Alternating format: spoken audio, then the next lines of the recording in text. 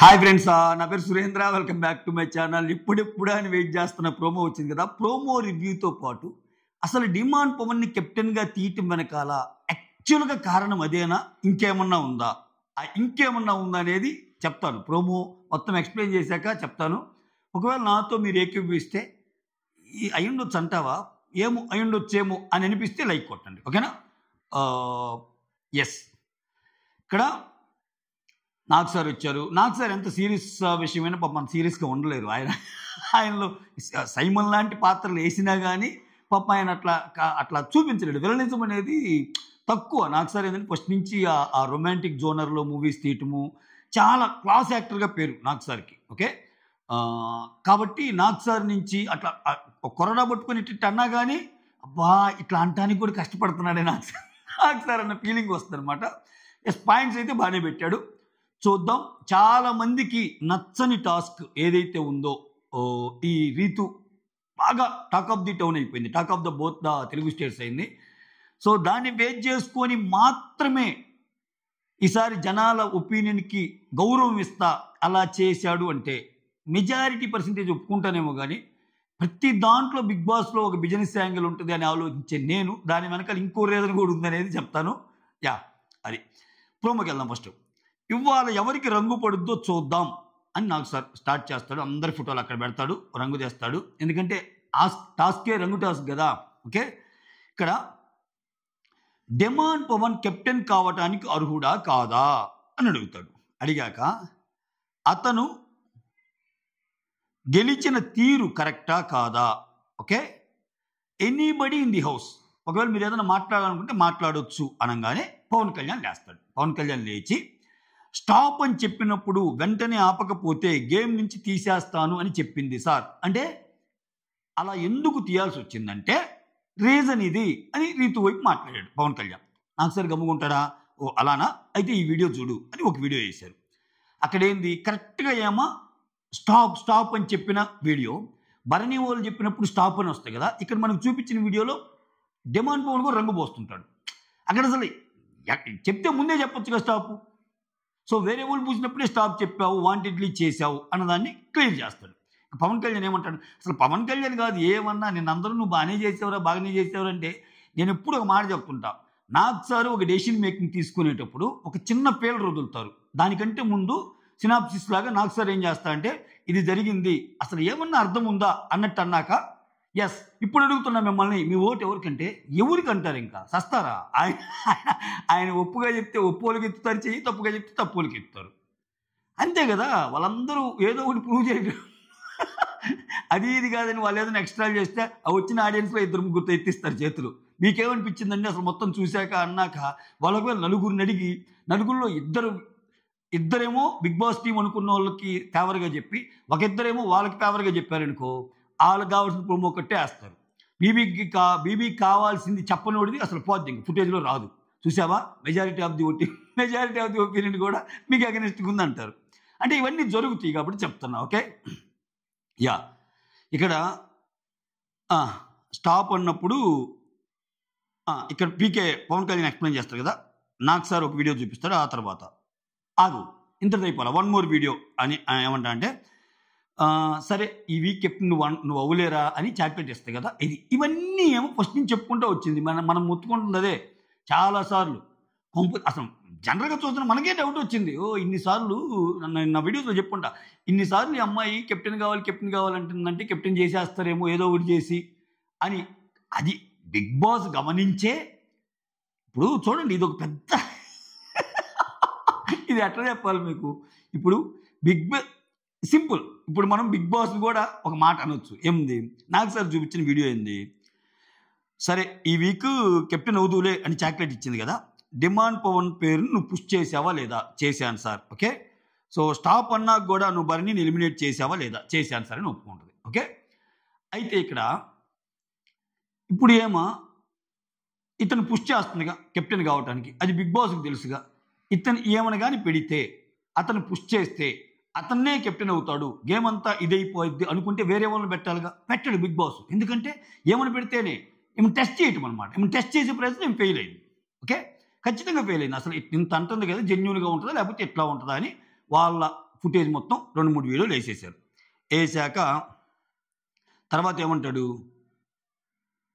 తనూజ, సంజన వీళ్ళందరూ చెప్తున్నా కానీ కనీసం వాళ్ళు చెప్తున్నా నువ్వు కన్సిడర్ కూడా చేయలేదమ్మా అన్నట్టు అంటాడు.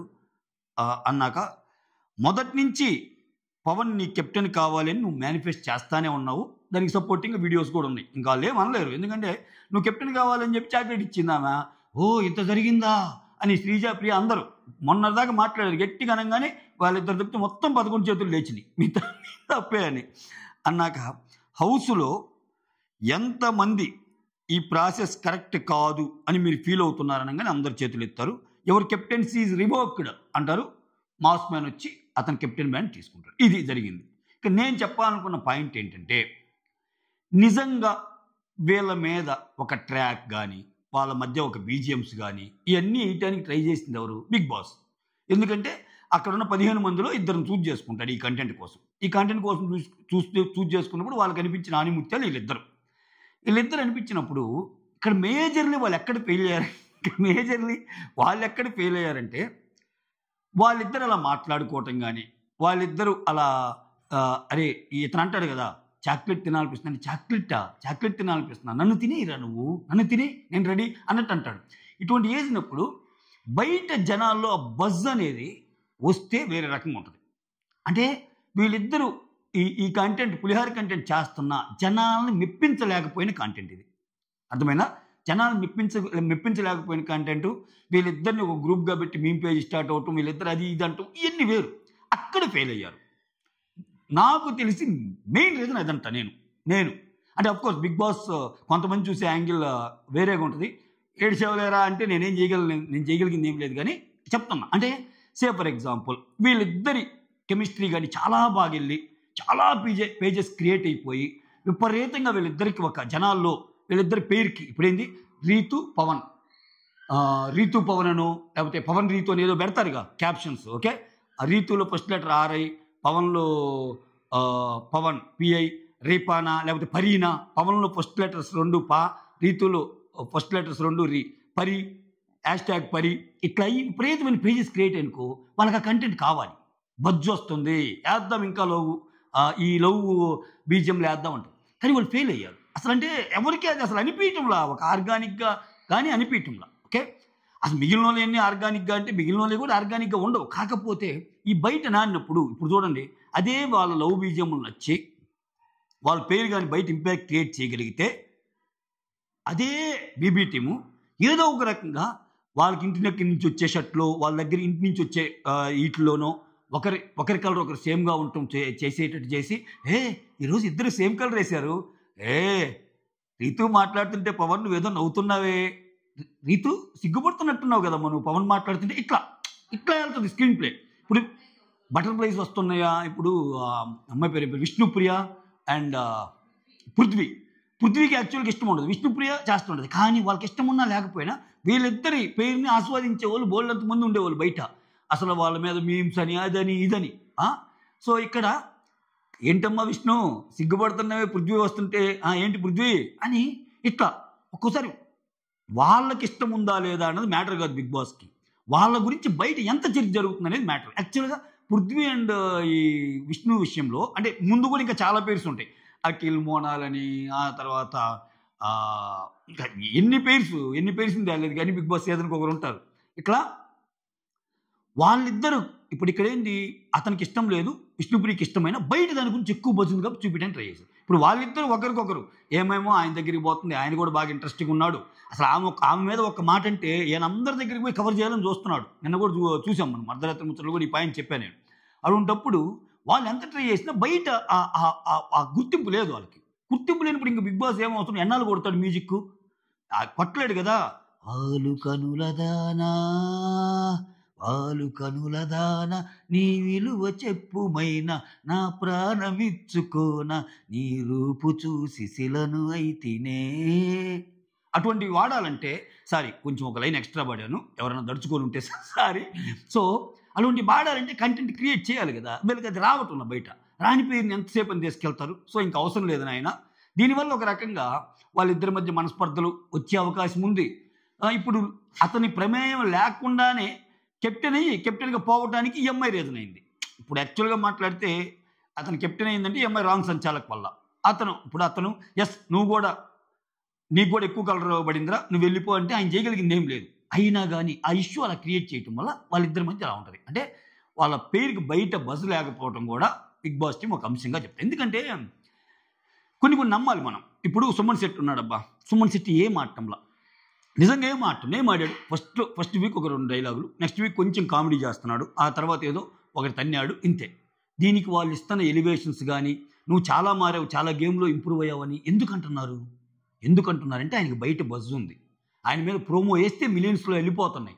ఇంకేం కావాలి? ఆయన తీసేస్తే ఎందుకు? ఆయన తీసేసి ఎవరి మీద వేస్తాడు ప్రోమో? సుమన్ శెట్టి మీద ప్రోమో వేస్తే ఏడాను తిరిగి ఏ గ్రూపుల్లో తిరిగి టక్కన గంటకల్లా మిలియన్స్ వ్యూస్ వస్తున్నాయి. అది ఇన్కమ్ జనరేట్ చేసి ఒక బంగారు బాతుగుడ్డు అయిపోయాడు ఆయన. సో ఏమనరు, కొంచెం అటు ఇటు కన్నా excellent Suman, you are rocking, fantastic, mind blowing, unbelievable, పసక్ అన్నట్టు అంటారు అనమాట. సో అక్కడ ఇప్పుడు చూడు మనీష్ ప్రతి ప్రోమోలో ఒక ఎక్స్ప్రెషన్ ఉంటుంది.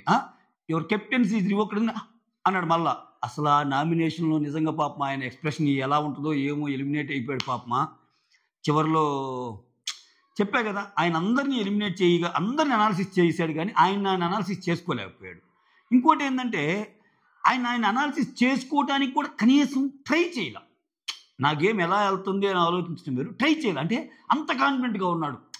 అంటే అక్కడ లోపల ఆయన మాట్లాడుకునే మాటలు ఎక్సలెంట్గా ఆడాననిపించింది ఈరోజు, ఫంటాస్టిక్గా ఆడాననిపించింది ఈరోజు.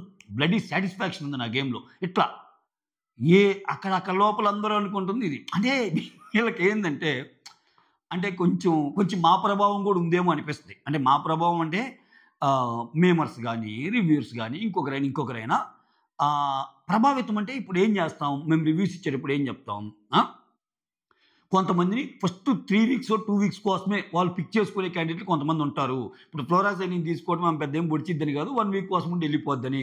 సుమన్ శెట్టి కూడా ఏం చేస్తాడు, ఆయన వచ్చి 1 వీక్ ఉండి ఇట్లా జరుగుతున్నప్పుడు, ఇట్లా మేము ఏదైనా చెప్పినప్పుడు, లేకపోతే మీమ్ పేజ్ కానీ కొన్ని సోషల్ మీడియా పేజ్ కానీ ఇటువంటి చాలా సర్వసాధారణంగా వస్తుంటాయి. వచ్చినప్పుడు ఏంటంటే ఆ టైంకి వీళ్ళు బయట ఉన్నారు అగ్ని పరీక్ష ఆడతా, వాళ్ళు ఏంటంటే ఇవన్నీ ఎక్కిచ్చేసుకొని ఫ్లోరసరీ లాస్ట్ వీక్స్ ఏమైంది కానీ ఈ వీక్ వెళ్ళిపోద్దిలే. చాలామంది అంటున్నారు కదా, సో ఆమెను జస్ట్ 1-2 వీక్స్ కోసం తీసుకున్నారని. సుమన్ శెట్టి కూడా వెళ్ళిపోవచ్చులే అంటున్నారు కదా. అంటే ఇక్కడ ఆడేవాళ్ళు 1-2 వారాలు ఉండడానికి కొంతమంది కావాలి కదా, అలా తీసుకున్నారేమో అన్నది కూడా వాళ్ళ థాట్ ప్రాసెస్ కావచ్చు. ఇక్కడ అదే నేను చదువుతుంది. ఇప్పుడు నేను ఒక రివ్యూర్గా చెప్పినా, నీ ఇంటి పక్కనోడు ఏదన్నా అన్నా, అవన్నీ నిన్ను ప్రభావితం చేయకూడదు. నీ గేమే నిన్ను ప్రభావితం చేయాలి. ఎంతమంది అన్నా వినకుండా మొండిగా నీకంటూ ఒక థాట్ ప్రాసెస్ ఉండాలి. ఎందుకు ఈ రివ్యూర్ ఎందుకు తక్కువ వేస్తున్నాడు సుమన్ శెట్టిని? రివ్యూర్ ఎందుకు తక్కువ వేస్తున్నాడు ఆశేషేని అద్భుతాలు చేయొచ్చు, చాలా వారాలు ఉండొచ్చు అని నీకు కలగాలి. నీకు కలిగినప్పుడు బిగ్ బాస్ మేనేజ్మెంట్ చెప్పినా, నాగార్జున చెప్పినా, నేను చెప్పినా, ఇంకొకరు చెప్పినా, ఎవరు చెప్పినా నువ్వు వినవు. సో కానీ అలా ఉంటుందా? బిగ్ బాస్కి వెళ్ళేటప్పుడు ఎవరికి వాళ్ళు థాట్ ప్రాసెస్ చేసుకొని వెళ్ళిపోతారు. ఇక్కడ ఏమైంది, ఇప్పుడు వాళ్ళు అనుకుంటున్న వాళ్ళు 2 వారాలైనా పోలా, 3వ వారం కూడా పోకపోతే ఏంది? ఇప్పుడు అందరూ ఏంది, 2 వారాలు పోలేదు కదా, 3వ వారం ఆశేషిని ఆమె డ్యామ్ షూర్గా పోద్ది అంటున్నారు. అసలు ఆశేషిని ఆమె పోయే ముందు ఆమె నామినేషన్లో ఉండాలిగా. ఈ వారం నామినేషన్లో ఆమె లేకపోతే, నామినేషన్లో ఏదైనా అద్భుతం జరిగి ఆమె తప్పిపోతే, వద్దులేరా స్వామి 2 వారాలు ఏం సేవ్ అయింది, ఎందుకు ఏమతో పెట్టుకోవటం అని ఆమె కానీ లేకపోతే, ఆమె వల్ల మిగిలిన వాళ్ళు పోయారని ఏం కాదు, కానీ ఆమె వెళ్ళటం లేదు కదా. ఆమె వెళ్ళటం లేదంటే ఆమె మీద ఒక మంచితనం క్రియేట్ అయిందేమో. ఇప్పుడు ఆ మంచితనాన్ని మీద మనం మచ్చేసి నువ్వు అలా ఇలా అని చెప్పి నేనేసి నా మీద ఎందుకు పగలగొట్టుకోవటం అని ఇన్ని ఆలోచించే వాళ్ళు ఉంటారు. సో చూద్దాం, మొత్తం ఇంట్రెస్టింగ్గా ఉంది గేమ్ అయితే. మీకేమనిపించిందో కమెంట్ చేయండి. That's all, thank you so much. Signing off, me Surendra. Videos నచ్చితే మాత్రం చిన్న లైక్, మీరు నాకు ఇచ్చే అతిపెద్ద గిఫ్ట్ ఏంటంటే లైక్ ముఖ్యం బిగులు. ఓకే, సైనింగ్ ఆఫ్, మీ సురేంద్ర.